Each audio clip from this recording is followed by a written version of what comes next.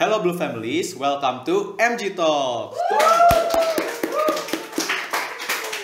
Oke, di MG Talks episode pertama kali ini kita kedatangan bintang tamu yang keren banget, yaitu Kang Rifki. Tepuk tangan lagi. Oke, mungkin yang belum tahu Kang Rifki ini siapa, mungkin Kang Rifki bisa perkenalkan diri, Kang. Oke, halo Blue Family semuanya, kenalin, nama aku Rifki Ahmad Noval. Aku mahasiswa manajemen angkatan 2019 gitu. Oke, gimana Kang kabarnya? Gimana kuliahnya? Alhamdulillah baik, alhamdulillah baik, kondisi kesehatan aman, kuliah sejauh ini juga aman. Aku tinggal sisa 3 mata kuliah lagi di Unpad gitu ya. Selebihnya aku studi independen di Zenius itu sih paling. Oke, jadi aman ya Kang ya? Aman. Tapi nggak lagi hektik banget gitu, jadi semuanya terkontrol aja?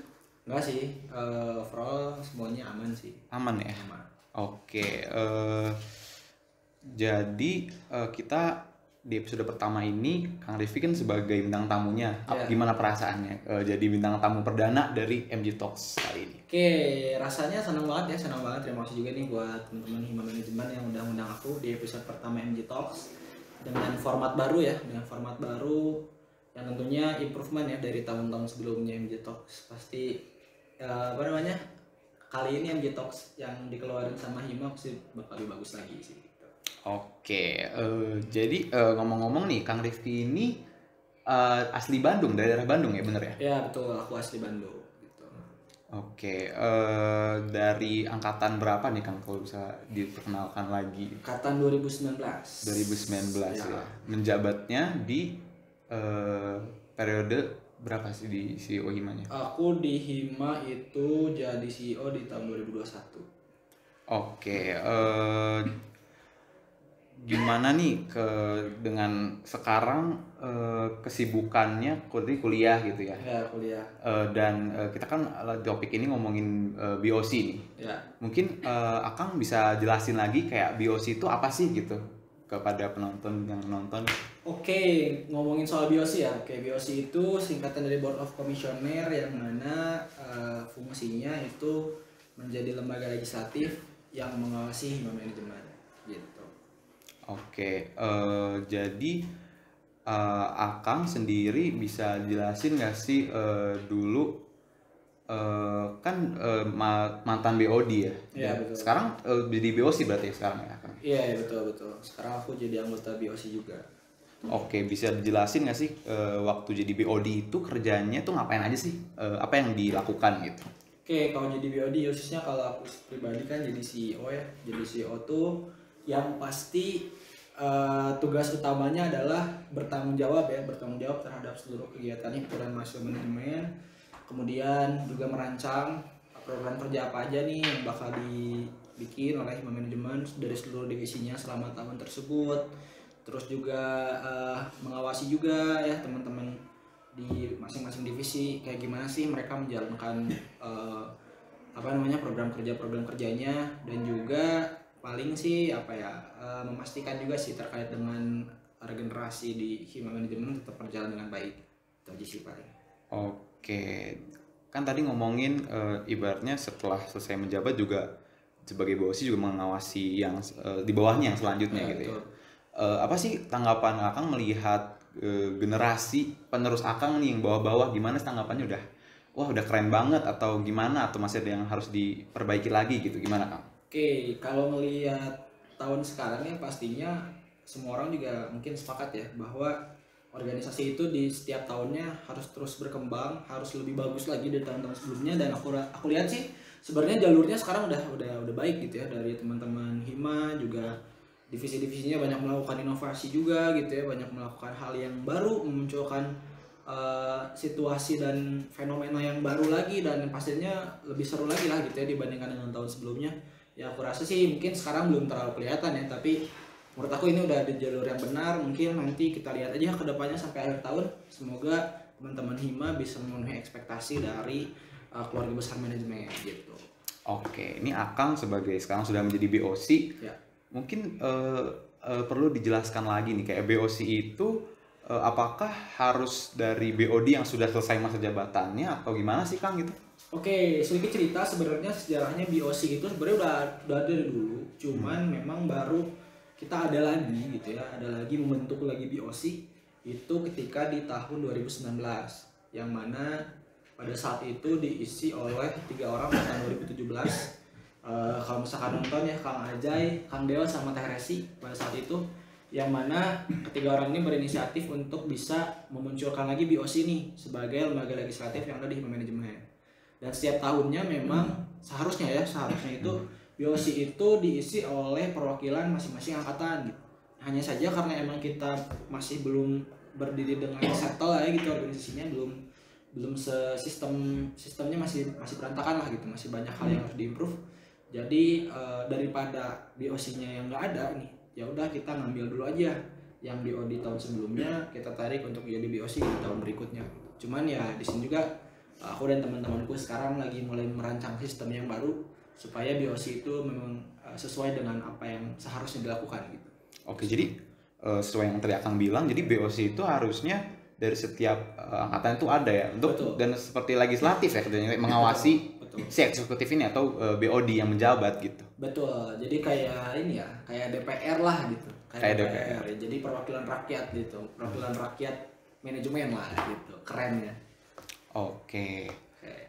Dulu Akang kan kita agak mundur sedikit nih. Kang dulu Akang sebagai BOD nih mencalonkan diri menjadi BOD. Apa sih motivasinya sampai kayak oke, aku mau mencalonkan diri menjadi BOD dari Hima Manajemen Unpad gitu? Oke, kalau aku pribadi sih kan waktu itu nyalonin diri jadi CEO ya. Jadi CEO pada saat itu diawali oleh keresahan sebenarnya.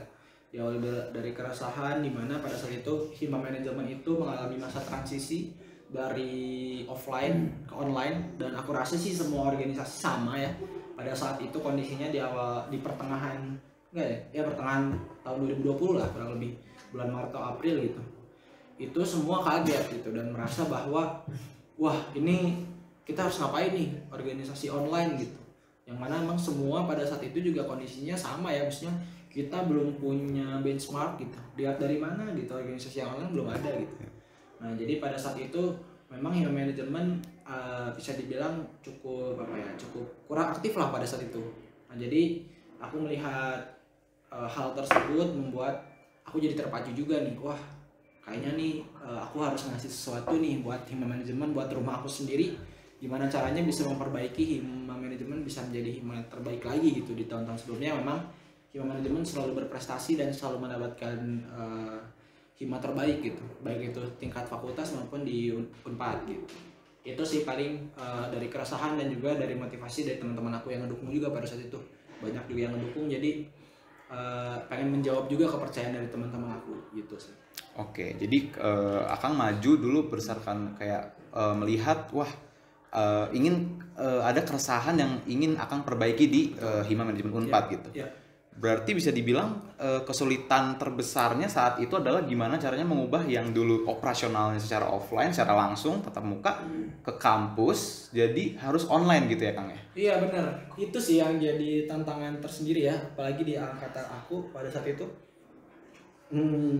masih minim benchmark, nggak ada di organisasi yang sebelumnya online gitu, dan pada saat itu kita dipaksa harus online gitu.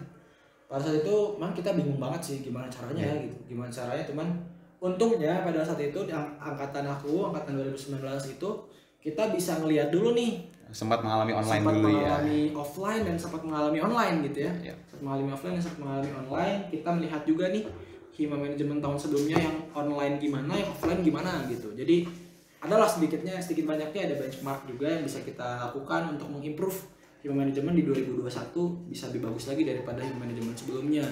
Itu sih tantangan yang paling menantang, tapi itu sulit, tapi bagi aku dan teman-teman juga aku melihat itu sebagai sebuah peluang juga gitu, dimana kita jadi bisa banyak belajar nih tentang caranya mengatur sebuah organisasi yang memang dibatasi oleh ruang dan waktu gitu ya, bisa dibilang ya, cuman depan laptop doang gitu. Jadi banyak pelajarannya juga yang aku ambil pada saat itu. Oke, jadi kayak tadi Akang udah jelasin kayak struggle-nya dulu gimana. Ada nggak sih tips and trick buat mungkin BOD yang sekarang atau BOD yang akan datang dan calon-calon selanjutnya tuh gimana sih cara menghadapi kesulitan itu dan gimana cara mengovercome-nya gitu? Oke, cara mengatasi kesulitan yang terjadi sih yang pertama adalah kita harus bisa menganalisis dulu nih permasalahannya apa.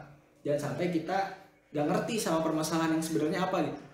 Cuman dengar kata orang doang, tapi sebenarnya masalahnya nggak kayak gitu kok gitu. Yang paling pertama yang paling penting itu adalah menganalisis dulu akar masalahnya dari mana. Nah, ketika kita udah tahu akar masalahnya dari mana, nah mulai tuh di situ dicari alternatif solusinya apa. Nah, ketika udah menemukan alternatif solusi, tentunya kita harus berdiskusi juga nih sama orang-orang yang terkait gitu ya. Kalau misalkan masalahnya ada di satu divisi, ya komunikasi sama divisi itu. Kalau misalkan skalanya satu organisasi, ya ngobrolin sama BOD yang lain gitu ya. Kemudian nanti setelah hasil diskusi itu biasanya memunculkan sebuah kesimpulan ya apa yang harus kita lakuin. Nah, yang paling banyak orang salah itu adalah tadi sih di tahap analisisnya gitu. Mereka itu salah melihat, salah menafsirkan sebuah masalah gitu. Nah, itu sih yang harus menjadi tantangan dan harus bisa jeli juga nih untuk teman-teman yang nanti jadi BOD atau yang sekarang menjabat jadi BOD, harus lebih jeli juga melihat sebuah permasalahan atau sebuah fenomena yang terjadi dan bagaimana cara solusi men-solve masalah itu gitu. Oke, mungkin buat para penonton yang ya BOD atau mungkin dan calon-calon BOD ya, di periode selanjutnya nih, mungkin bisa dijelasin nggak sih Kang secara singkat kayak gimana sih dulu caranya atau ketentuannya buat mencalonkan diri menjadi BOD, lalu dilanjutkan lalu bisa menjadi BOC gitu? Oke, sebenarnya syarat dan ketentuannya tentunya ada ya. Apalagi kalau untuk jadi CEO tuh memang banyak juga persyaratannya ya, kayak harus ngumpulin KTM, harus ngumpulin surat udah lulus reborn gitu ya, kaderisasi tingkat jurusan, terus harus juga dapat surat rekomendasi, banyak lah gitu ya untuk syarat secara formalnya gitu ya. Cuman syarat yang paling penting adalah orang-orang yang memang nanti nih tertarik buat jadi BOD gitu ya, atau spesifiknya buat jadi CEO gitu, yang paling penting adalah harus punya kemauan gitu ya, kemauan untuk belajar, kemauan untuk bertanya gitu ya kepada orang-orang sebelumnya. Yang mana dari situ sih aku juga mendapatkan banyak pengalaman, mendapatkan banyak insight tuh dari bertanya dan dari dari proses aku mencari tahu nih sebenarnya hima manajemen itu apa, permasalahannya apa, dan banyaklah gitu variabel-variabel yang emang harus dianalisis gitu. Terus yang paling penting kemauan untuk belajar sih yang paling penting. Oke, tadi pertanyaan aku juga kayak setelah jadi BOD itu apakah jadi otomatis jadi BOC atau kayak sukarela atau gimana Kang? Iya, untuk saat ini sih masih begitu ya. Jadi untuk saat ini sistemnya masih BOD tahun sekarang gitu, otomatis akan jadi BOC di tahun sebelumnya gitu. Cuman saat ini juga aku sama teman-teman juga lagi bikin lah formula yang pas gitu, gimana caranya biar kita bisa mengembalikan lagi fungsi BOC yang sebenarnya gitu, yang mana fungsi sebenarnya BOC itu adalah perwakilan dari masing-masing angkatan gitu. Jadi BOD tahun ini tuh sebenarnya nggak harus buat jadi BOC tahun depan, tapi kalau emang mau gitu bisa dengan mengikuti proses seleksi yang ada nantinya gitu. Oh, jadi nggak otomatis juga masih ada proses seleksi lagi ya? Betul, kita lagi usahakan untuk itu ya, mudah-mudahan lancar sih gitu. Mudah-mudahan bisa terrealisasikan juga di tahun ini. Tapi kalaupun enggak, setidaknya kita udah bikin jalur yang benar lah dan bisa diteruskan gitu oleh adik-adik kita nanti gitu. Oke, tadi kan aku udah menceritakan ya kayak kesulitan tuh kayak bagaimana cara mencalonkannya, motivasi mencalonkan menjadi BOD lalu dan menjadi BOC. Apa sih nggak mungkin dong tahapan yang nggak mudah dan cukup ribet dan cukup menyita waktu dan tenaga tentunya kan.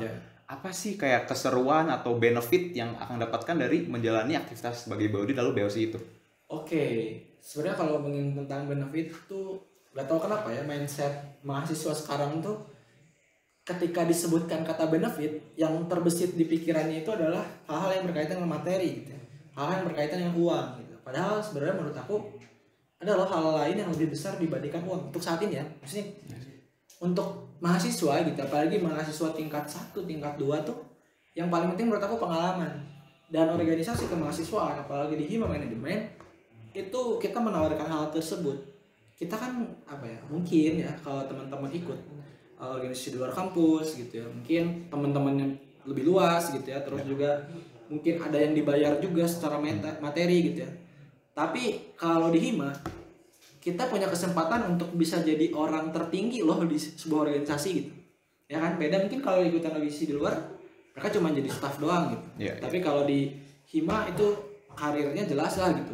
Maksudnya ketika kita masih mahasiswa tingkat 2, bayangin udah jadi seorang CEO yang harus membawa sebuah organisasi mencapai tujuan tertentu gitu. Dan itu merupakan pengalaman yang menurut aku susah untuk didapetin kalau kita di luar gitu ya, organisasi di luar itu. Dan hima manajemen apalagi menawarkan hal tersebut, karena hima manajemen kan kita di kampus, di kuliah kita belajar teori tentang organisasi, tentang manage orang gitu ya, tentang juga seperti fungsi-fungsi manajemen pemasaran, manajemen operasi, dan sekian banyaknya lagi ya, tentang kepemimpinan juga. Nah, ini tuh kesempatan besar juga untuk kita bisa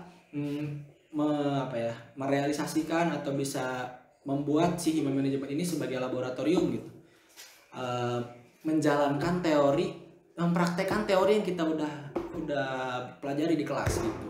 Itu sih yang paling penting, yang benefit yang bisa ditawarkan oleh hima manajemen gitu. Oke, jadi yang aku rasain juga. Jadi benefit yang akan maksud di hima manajemen 4 ini yang kita dapatkan itu nggak sesempit misalkan dibayar dengan uang. Betul. Atau kayak sertifikat yang wah nanti buat bikin CV di kerja bakal kepake. Betul. Nih, tapi kayak pengalaman dan kesempatan buat belajar, kayak ibaratnya kita belajar langsung gimana struktur organisasi perusahaan yang profesional. Seperti kita tahu kayak di hima manajemen 4 sekarang kita nggak pakai kayak kahim atau kayak CEO, CMO dan sebagainya. Jadi ini mungkin nggak akan dapetin kalau kita misalkan langsung internship atau magang atau di tempat yang lebih organisasi tempat yang lebih luas, lebih besar gitu ya kan. Dan belajar jadi pemimpin itu yang paling penting. Okay. Dan aku jadi ingat juga nih perkataan dari salah satu alumni kita gitu ya, salah satu alumni kita yang sekarang jadi presiden Grab tuh, Kang Rizky Kramadi Brata. Dia yang udah kerja aja bilang bahwa organisasi yang paling sulit untuk di manage adalah organisasi kemahasiswaan gitu. Karena ketika kita udah kerja, kita nyuruh orang untuk melakukan sesuatu tuh orang pasti nurut karena dia dibayar gitu.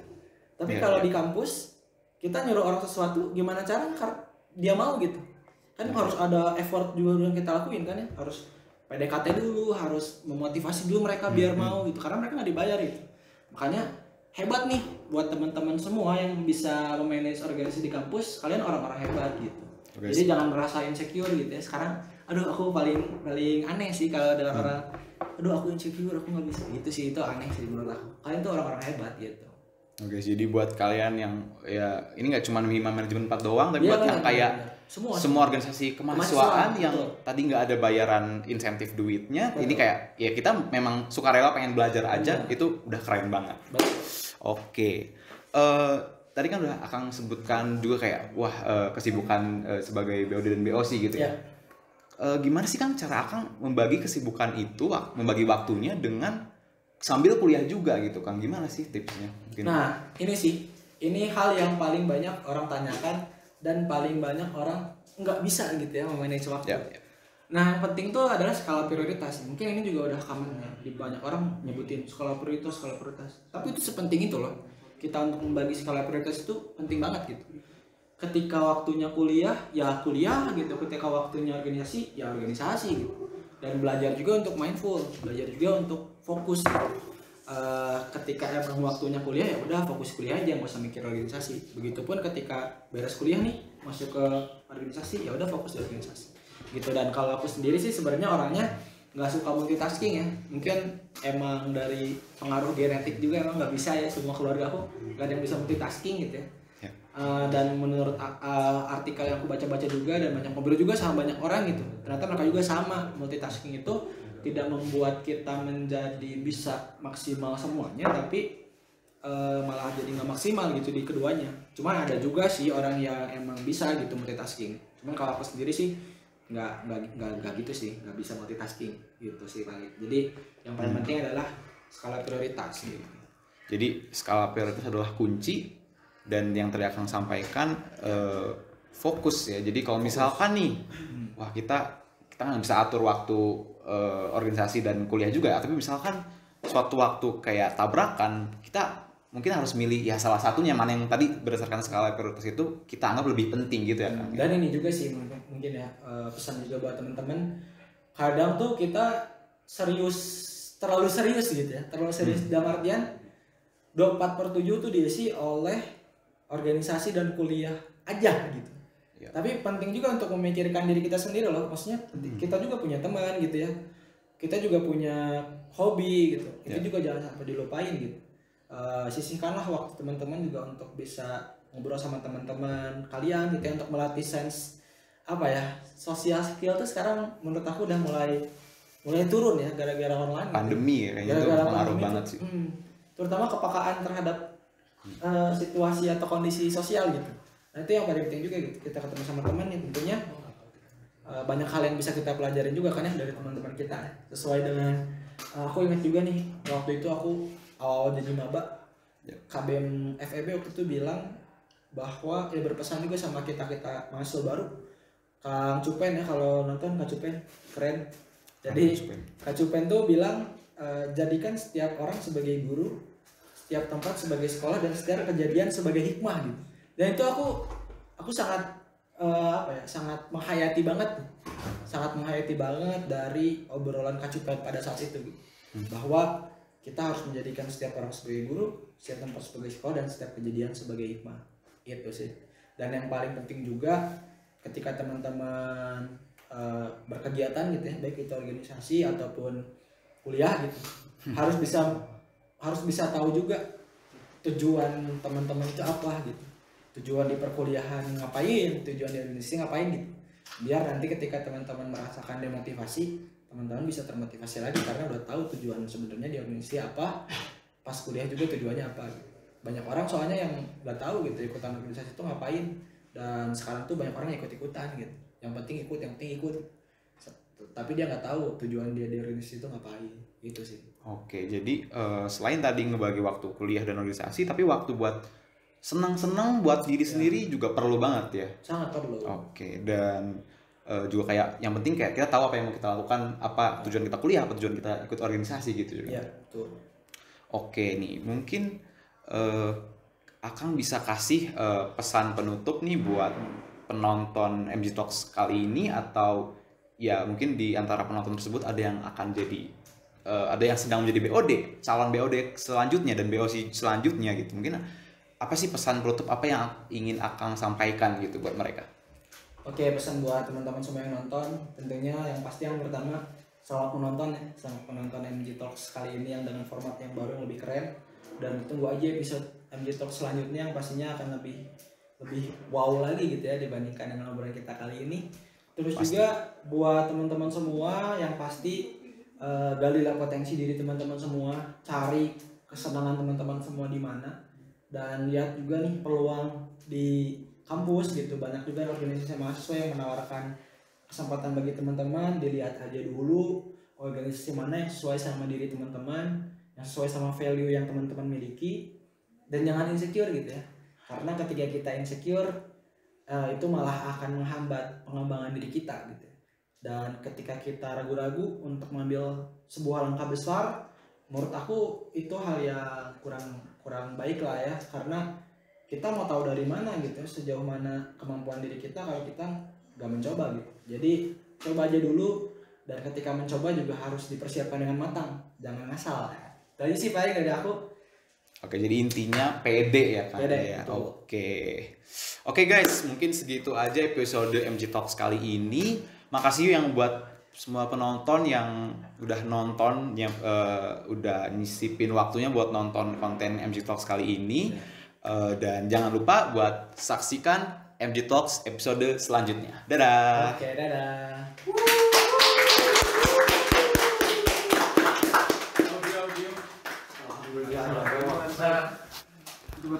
Masih.